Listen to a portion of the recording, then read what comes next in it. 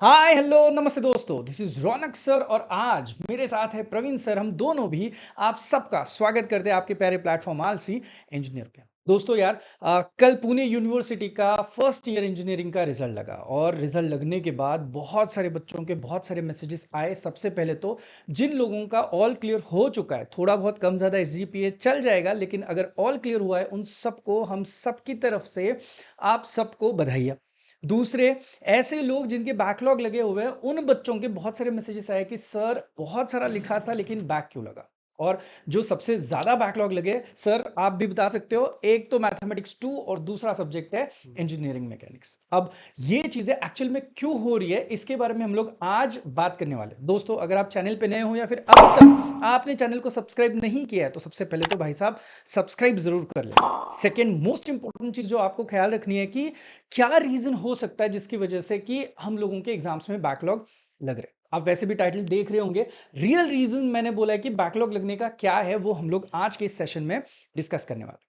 अब सबसे पहला पॉइंट जो मुझे पर्सनली ये लगता है कि यार आपके दिमाग में ये चल रहा होगा कि यार यूनिवर्सिटी ना बिल्कुल अच्छे से पेपर चेक नहीं करती। चलो कंसिडर करके चलते हैं कि आप जो बोल रहे हो आपका एनालिसिस फिलहाल तो करेक्ट है, लेकिन क्या बस एक यही रीजन है जिसकी वजह से हम लोगों को बैकलॉग लग रहे हैं? कुछ और भी रीजन हो सकते हैं और कुछ रीजन सर से हम लोग जानेंगे और कुछ मेरे पास भी एनालॉजी है, वो हम लोग जरूर डिस्कस करेंगे। ध्यान से देखना, जिन जिन लोगों के बैकलॉग लगे हुए हैं उन सबको ये वीडियो आप जरूर शेयर करना। चलिए सर, आप मुझे बताइए क्या लगता है, आप अभी इतने सालों से इंजीनियरिंग मैकेनिक्स पढ़ा रहे हो, तो अभी जो बच्चों का रिजल्ट आया है तो बहुत सारे लोगों के बैकलॉग लगे हुए हैं, तो जो मेजर रीजन आपको सबसे पहले हिट होता है वो कौन सा लगता है? यस।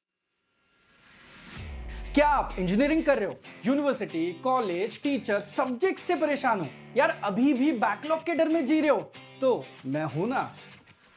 तो हम आपके लिए लेके आ रहे हैं university wise customize courses, handwritten notes, solve previous year questions, doubt solving, live sessions और उसके साथ साथ 1-to-1 टीचर इंटरेक्शन। तो अब देर किस बात, join our community trusted by 1,50,000 plus students and download our app now. Yes. तो चलिए फ्रेंड्स, मेजर रीजन जो है बैकलॉग लगने का, उसमें क्या है, थियोरेटिकल सब्जेक्ट और न्यूमेरिकल सब्जेक्ट, इन दोनों में मेजर डिफरेंस क्या है। थियोरेटिकल सब्जेक्ट को आपको राइटिंग प्रैक्टिस ज़्यादा करने की ज़रूरत नहीं है। न्यूमेरिकल सब्जेक्ट जो है, without writing practice you can not clear that subject. Okay, आपको प्रैक्टिस प्रैक्टिस राइटिंग की प्रैक्टिस बहुत ज़्यादा करनी पड़ेगी, तब जाके आप वो सब्जेक्ट स्कोर कर सकते हो। In fact without practice, without writing practice you can not clear that subject. Okay, ये पहला रीज़न है।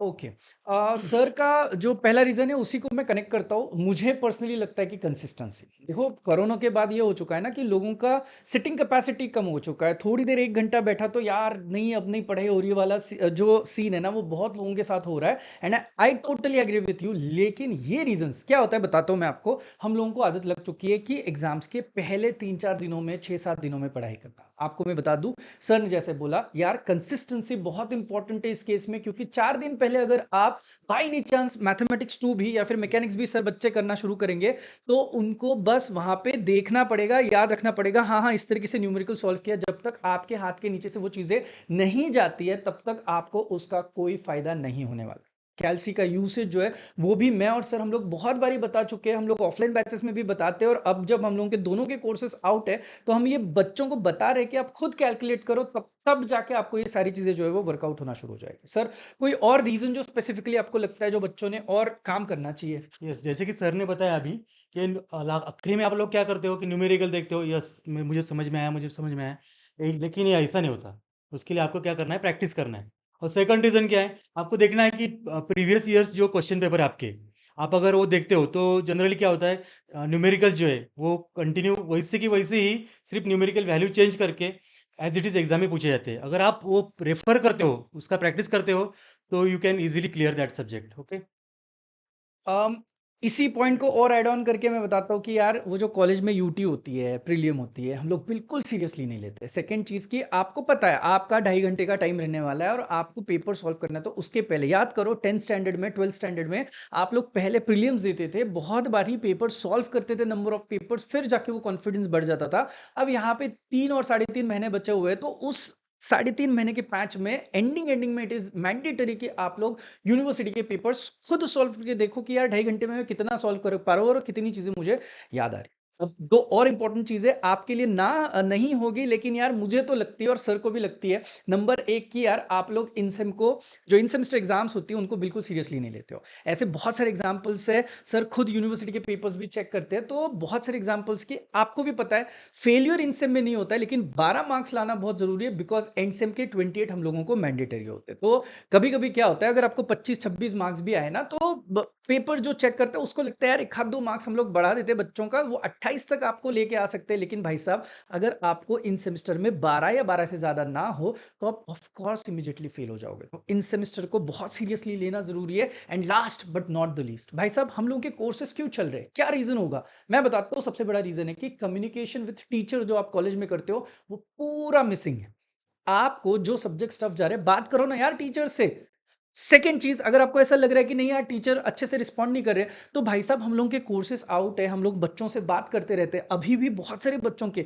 मैं आपको बताता हूँ, मुझे आज 3:30 पौने 4 बजे सुबह सुबह कॉल आए बच्चों के, किस रिजल्ट नहीं समझ में आ रहा है, कि आप मुझे बता सकते हो? तो हम लोग इस लेवल पे बच्चों की, अगर बच्चों के साथ कम्युनिकेट कर रहे हैं, बात कर रहे हैं, तो आपका भी ये फर्ज बनता है कि आपको अगर कुछ डाउट्स है, आपको प्लानिंग नहीं समझ में आ रही, तो आप आपके रिस्पेक्टिव टीचर्स के साथ बात करो। देखो, हमारा काम है आपको रियलिटी बताना। अगर ये सब बताने में कहीं पे भी आपको कुछ भी सही लगा ना, तो आप लोग इमीडिएटली उसको इंप्लीमेंट करना शुरू कीजिएगा।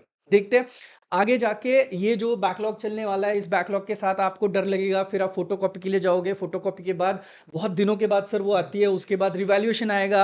यानी कि होप्स पे जो जिंदगी आपकी चलती है ना, उस जिंदगी को आपको कहीं ना कहीं तो यहाँ पे रोकना पड़ेगा।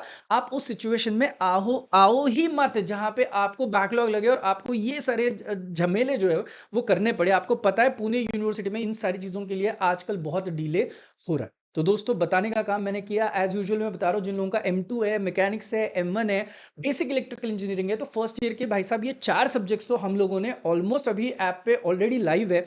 उसमें से मैकेनिक्स का शूट अभी भी चल रहा है, तो पहला और दूसरा यूनिट जो है वो हम लोगों ने अभी रिलीज किया हुआ है। सारी शूट अभी भी चल रही है, जैसे जैसे है, पोस्ट प्रोडक्शन कंप्लीट होता है, वैसे वैसे सारी की सारी चीजें जो है वो आपके सामने आ जाएंगी अलोंग विथ नोट्स PDF। तो बिल्कुल मत भूलना, अगर हमें आपकी जरूरत है तो आपको भी हमारी जरूरत कहीं ना कहीं होनी चाहिए। मिलके हम लोग बहुत अच्छे से आगे बढ़ सकते हैं। मिलते नेक्स्ट वीडियो के लिए। आपके अगर कुछ भी डाउट्स होंगे, आप कमेंट सेक्शन में मुझे जरूर बताना।